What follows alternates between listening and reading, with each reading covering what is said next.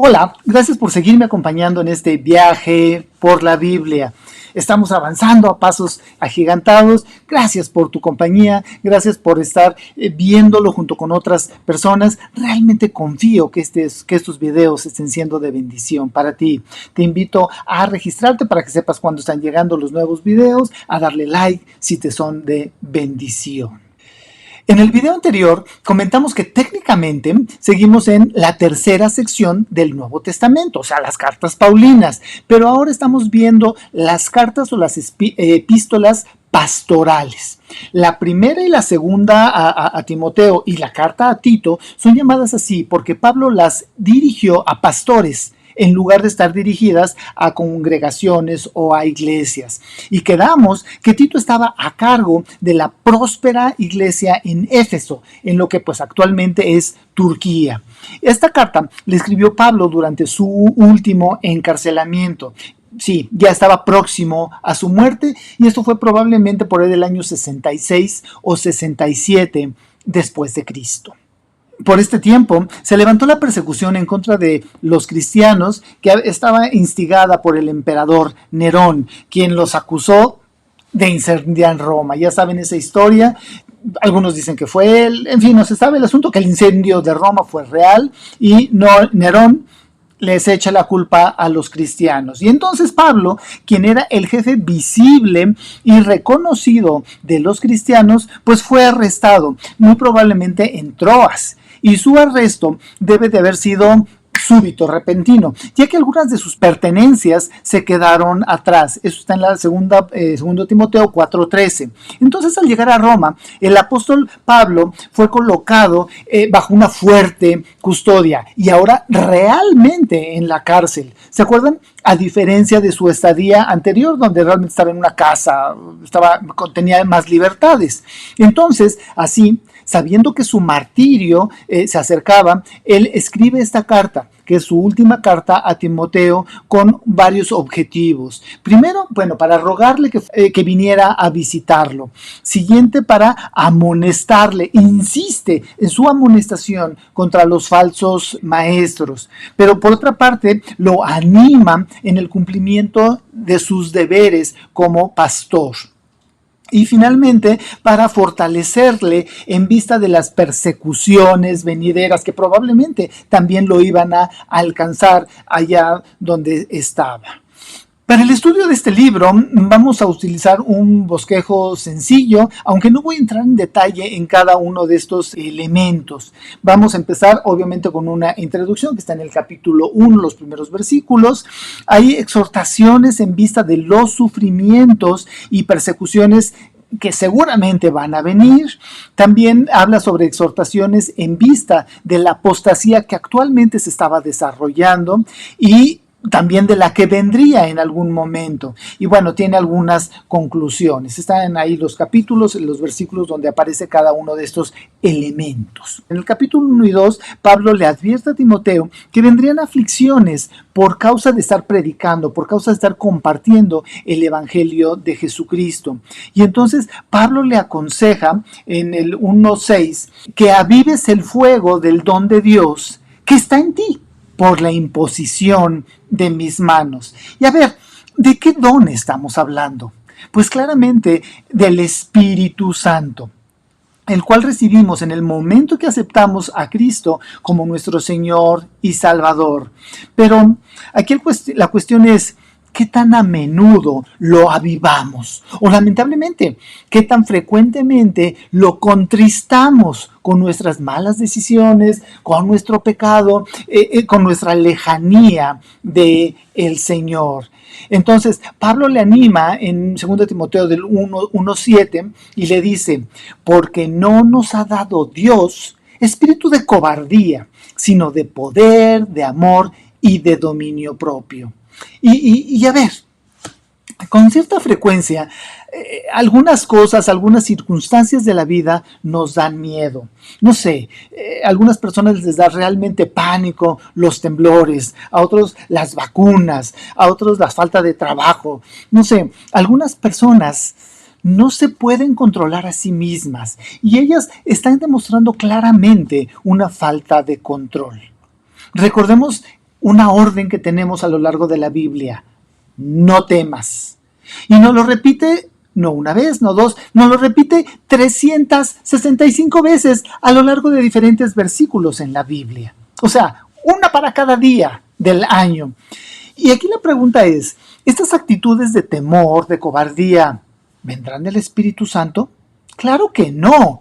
El Espíritu Santo nos dota con dominio propio, nos dota de capacidad para salir adelante y vencer nuestros propios temores. Posteriormente, Pablo le exhorta a Timoteo en el capítulo 1, del 8 al 11, y le dice: por tanto, no te avergüences de dar testimonio de nuestro Señor, ni de mí, preso suyo, sino participa de las aflicciones por el Evangelio según el poder de Dios. Y aquí, amigo, esto está grueso, ¿eh? ¿De casualidad tú eres un cristiano de la secreta? Y digo de la secreta porque nadie sabe en qué crees. Y nunca has compartido con otras personas sobre tus creencias y sobre tu certeza en Jesucristo. ¿Te da pena hablar de Jesucristo? ¡Ay, qué dirán! ¿Te da pena hablar de tu propósito en la tierra? Antes, cuando se podía, cuando íbamos al templo, evitabas llevar tu Biblia cuando ibas para que no te fueran a criticar y preferías llevarlo en tu celular. O por el contrario, das testimonio de nuestro Señor Jesucristo. No te avergüenza hablar, no te avergüenza decir que eres cristiano. Aguas. No vaya a ser que al momento final nuestro Señor también se avergüence de ti, si tú te avergüenzas de nuestro Señor. Y más adelante, en el capítulo 2, versículo 3, Pablo impulsa a Timoteo y le dice: tú pues sufre penalidades como buen soldado de Jesucristo. Le está invitando a que con valor sufra penalidades. Veamos, si estás cómodamente esperando en tu casa, en tu sillón preferido, para actuar como soldado de Cristo, creo que algo no está bien, porque los soldados trabajan, se esfuerzan por su líder. Y nosotros aquí en México tenemos un ejército de paz, sí, pero los soldados constantemente están ayudando a la gente en problemas como inundaciones, desastres naturales, con esto de la pandemia, etcétera. Luchan contra el narco y al hacerlo arriesgan sus vidas. ¿Y tú? ¿Qué haces por tu Señor? ¿Qué haces por Jesucristo? ¿Te da pena decir que eres creyente? Pablo sigue hablándole a Timoteo y le invita a tener cuidado, a tener alejamiento de la apostasía actual. Pablo insiste en que nos alejemos de los falsos maestros y presenta entonces las características de un obrero aprobado. Dice en Timoteo 2:14, recuérdales esto, exhortándoles delante del Señor a que no contiendan sobre palabras, lo cual para nada aprovecha, sino que es para perdición de los oyentes. La instrucción es: no discutas, no discutamos.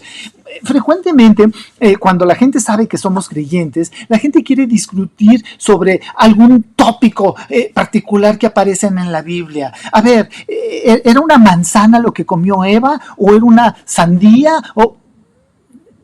Sí, son tópicos que aparecen en la Biblia, pero estas personas realmente no quieren aprender. Aguas, amigo, no te enganches. A veces nos gusta demostrar que conocemos mucho de la Biblia, de la palabra, pero Pablo nos dice que las discusiones no sirven para nada.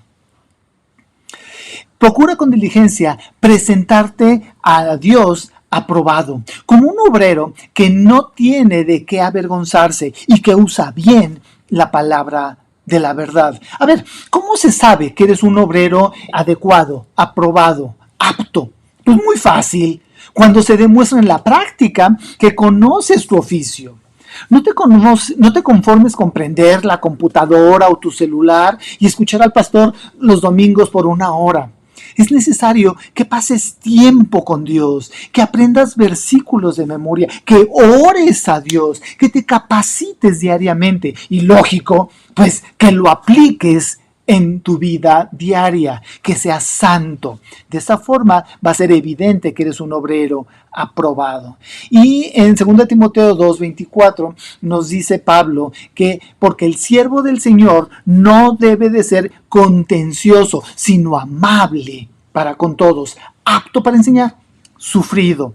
Pablo nos insta a conocer, a compartir la palabra de Dios, lógico, usando la escritura. Entonces, prepárate para compartir este gran regalo, este gran tesoro que tenemos del conocimiento de nuestro Señor Jesucristo. En cuanto a la apostasía, en cuanto a un alejamiento que está por venir, hay que leer, todo el capítulo 3, pero aquí nos está hablando que en los postreros tiempos, específicamente esto nos lo dice en el versículo del 1 al 4, van a venir personas ególatras, avaros, soberbios, blasfemos, ingratos, da una lista larga. Pero aguas, cuidado. La apariencia de estos personajes es de hombres que son píos, de hombres buenos, y nosotros debemos de evitarlos. Por otro lado, el cristiano debe de permanecer fiel a sus convicciones, recordando que los que quieren vivir piadosamente en Cristo Jesús, muy probablemente vamos a sufrir de persecuciones, muy probablemente suframos padecimientos. Pero hay que conocer las Sagradas Escrituras para ser sabios y para poder resistir en el camino de Dios. Básicamente es lo mismo, es repetitivo el mensaje, hay que conocer la palabra de Dios. Y en el versículo 15, el apóstol nos dice que desde la niñez has sabido las Sagradas Escrituras, las cuales te pueden hacer sabio para la salvación por la fe que es en Cristo Jesús. Si has tenido la suerte desde la niñez ser un hijo de Dios, utilízalas, compártelas, vive la palabra del Señor, porque te pueden hacer sabio para la salvación por la fe. Pablo insiste en que no olvidemos que toda la Escritura es inspirada por Dios y útil para enseñar, para reprender, para corregir y para instruir en la justicia, a fin de que el siervo de Dios, o sea, nosotros, estemos enteramente capacitados para toda buena obra. Amigo, Satanás es el engañador por excelencia y usa esta estrategia de engaño constantemente, todos los días, en cada momento, cuestionando por muchos medios la inspiración, la veracidad y la trascendencia de la Biblia. No falta el que todavía a estas alturas te dice, pues es que la Biblia se escribió hace tantos años y quién sabe si realmente sea lo mismo que se escribió en esa ocasión. Una vez que el Espíritu Santo te habla por medio de la palabra, la utilidad de la Biblia se vuelve evidente para el cristiano. Por otra parte, el catedrático, el estudioso que lee la Biblia, pero solamente para encontrarle los defectos, nunca va a ser instruido en justicia, y de esos hay muchos. La Biblia es el medio que Dios utiliza para comunicarse con nosotros, para hablarnos y para prepararnos, para capacitarnos para toda buena obra. O sea, las buenas obras son el reflejo de que conocemos a Dios, de que Cristo vive en nosotros. Las buenas obras no son para ser salvos. Las buenas obras no son para alcanzar salvación. Las buenas obras son resultado de que ya somos salvos.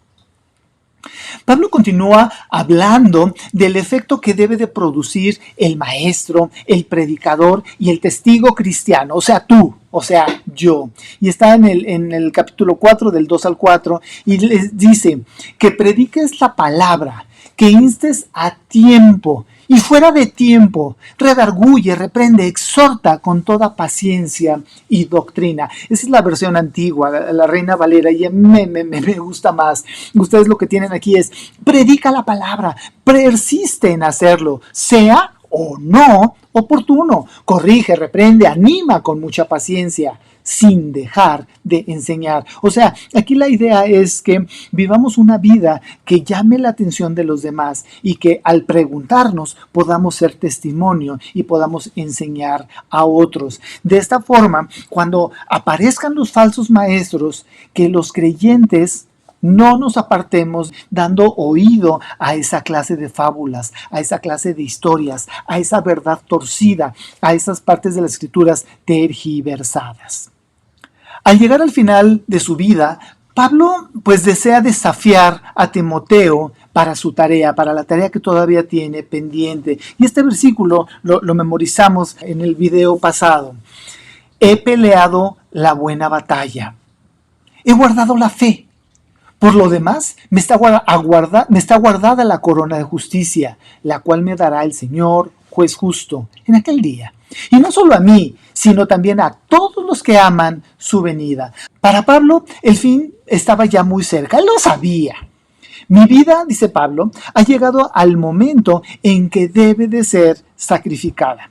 Y la palabra que Pablo utiliza aquí para sacrificada es el verbo griego spendestai, que literalmente significa volcar. O sea, es como si Pablo dijera, el día ha terminado. Es hora de que me levante y me vaya.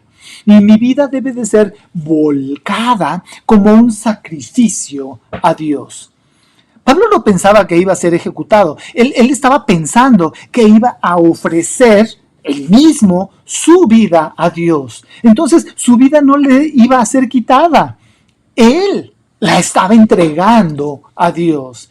Desde el momento de su conversión, Pablo había ofrecido todo a Dios. Su dinero, su erudición, su capacidad, sus habilidades, su fuerza, su tiempo, el vigor de su cuerpo, la claridad de su mente, la devoción de su corazón apasionado. Y solo le quedaba ofrecer ya la vida misma. Y Pablo estaba encantado, estaba gozoso con entregar su vida. Él no estaba angustiado. Que esta entrega, que esta certeza pueda ser la misma en cada uno de nosotros, los creyentes. Y es momento de seguir con el video. Tenemos otra vez el video de The Bible Project Español. Espero que te sea de bendición. La segunda carta de Pablo a Timoteo. Esta es la última y la más personal carta de Pablo. La escribió desde otro de sus tiempos en la prisión, dirigida a su querido colaborador y discípulo, el joven Timoteo. No sabemos exactamente qué tanto tiempo pasó desde que él había escrito Primera de Timoteo, pero podemos ver que la situación de Pablo había cambiado y para mal. Él está encarcelado en Roma, lo que podría referirse al tiempo de su arresto domiciliario que se menciona en Hechos 28. O podría ser que ya había sido liberado de esa prisión inicial. Tuvo otra larga temporada de ministerio para luego ser arrestado de nuevo en Troas. De cualquier modo, Pablo dice que está en medio de su juicio y que las cosas no van bien. Está bastante seguro de que no va a sobrevivir a esto. Así que a partir de esta situación muy oscura, Pablo acude a Timoteo, quien parece todavía estar trabajando en Éfeso. Pablo le pidió a Timoteo que viniera y estuviera con él en la prisión, para que pudiera delegarle la misión de plantación de iglesias que él había iniciado. El diseño de la carta es bastante sencillo. Tiene dos grandes secciones en las que Pablo reta a Timoteo. Primero, a aceptar su llamado como líder, y luego, antes de que vaya donde está Pablo, enfrentar a los maestros corruptos que todavía están causando problemas en Éfeso. Después de esto, Pablo concluye la carta. Pablo inicia agradeciendo a Dios por Timoteo y su familia, específicamente por su abuela Loida y su madre Eunice. Ellas sumergieron al joven Timoteo en el contenido de las Escrituras del Antiguo Testamento y le inculcaron una profunda fe en Jesús, el Mesías. Así que, por esa fe tan firme, Pablo ofrece su primer reto a Timoteo. Le llama a rechazar cualquier tentación de avergonzarse por las buenas nuevas sobre Jesús o por Pablo, quien está sufriendo en prisión por anunciar esas buenas nuevas. Ahora, la razón por la que Pablo necesita enfatizar esto es por el estigma negativo que se ganó por sus muchas prisiones. Esto hizo dudar a muchos de los colaboradores de Pablo de hasta su llamado a ser apóstol. Él menciona a dos hombres, a Figelo y a Hermógenes, quienes habían abandonado a Pablo porque estaban avergonzados de ser asociados con él, porque ahora era un criminal acusado. Así que Pablo le pide a Timoteo que rechace cualquier temor a la vergüenza y que vaya a verlo. Ahora, Pablo sabe que esta es una petición muy costosa. Podría poner en riesgo a Timoteo. Así que él le recuerda a Timoteo que la gracia de Jesús es una fuente de poder, y esto es muy importante. La vas a necesitar, porque seguir a Jesús no es fácil, demanda todo de ti. Pablo compara el seguir a Jesús con el ser reclutado como soldado, quienes procuran agradar a su comandante, o con un atleta, quien entrena su cuerpo para una competencia, o es como un labrador, trabajador y dedicado. Cada una de estas tres metáforas aluden a una persona que está comprometida con algo más grande que sí misma y quien está dispuesta a sacrificarse y soportar situaciones difíciles para alcanzar un objetivo mayor. Y, por supuesto, el más grande ejemplo de esto es Jesús mismo. Por su compromiso con el Padre, Él sufrió la crucifixión a manos de los romanos. Y de manera similar, Pablo mismo está ahora sufriendo en una prisión romana. Las dificultades y el sacrificio son inherentes a la vida cristiana, y esta es la razón por la que la resurrección de Jesús es el fundamento de la esperanza cristiana, o como lo resume Pablo en un breve y muy poderoso poema, que si morimos con Él, también viviremos con Él. Si perseveramos, también reinaremos con Él. Si lo negamos, Él también nos negará. Si somos infieles, Él permanece fiel, pues no puede negarse Él mismo. El amor de Dios por nuestro mundo ha abierto una nueva esperanza a través de la muerte y la resurrección de Jesús. Y así, para aquellos que asumen el riesgo de confiar en y de seguir a Jesús, Dios promete reivindicación y vida. Para aquellos que lo rechazan, Dios honrará esa decisión y les hará lo mismo. Pero la infidelidad de la gente jamás hará que Dios abandone su fidelidad. Así que Pablo llama a Timoteo a la fidelidad, sabiendo que ésta podría salirle costosa. Pablo continúa la segunda mitad de la carta, llamando a Timoteo a confrontar a los maestros corruptos en Éfeso, antes de que vaya a Roma. Su enseñanza se está esparciendo en la iglesia de los Efesios como un cáncer. Ellos han convencido y corrompido a cierto número de mujeres influyentes en la iglesia. Estas son probablemente las mujeres adineradas con las que Pablo tuvo que lidiar en su primera carta a Timoteo.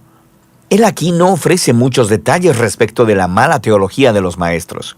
Timoteo ya sabe acerca de esto, pero Pablo sí nos da una pista. Dice que ellos enseñan que la resurrección de los creyentes ya tuvo lugar. Ahora, no sabemos si los falsos maestros están siguiendo un rechazo filosófico griego a toda la idea de la resurrección corporal y creen que solo se trata de la experiencia espiritual. O podría ser que simplemente habían distorsionado la enseñanza de Pablo sobre la vida de resurrección que empieza en el tiempo presente a través del poder del Espíritu.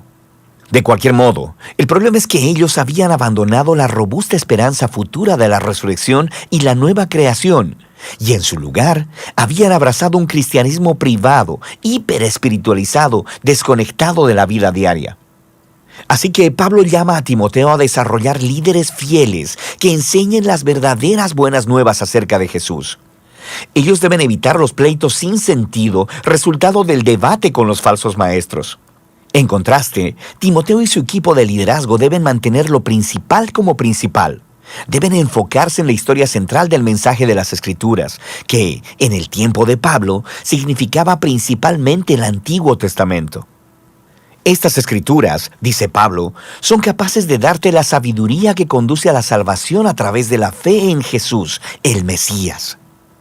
Él está diciendo que el punto de las Escrituras es contarte una historia unificada que lleva a Jesús y que tiene una oferta de sabiduría para todo el mundo. Luego Pablo habla sobre la naturaleza y el propósito de las Escrituras. Él dice que toda Escritura es inspirada por Dios, literalmente vivificada por Dios. Esta es una referencia al rol del Espíritu guiando a los autores bíblicos para que escribieran lo que Dios quería que su pueblo escuchara. Dios habla a su pueblo en las Escrituras por una razón muy práctica. Él dice que son útiles para enseñar, diciéndome cosas que no conocía antes. Son útiles para reprenderme, poniendo delante de mi rostro las cosas que digo que creo, pero no vivo conforme a ellas.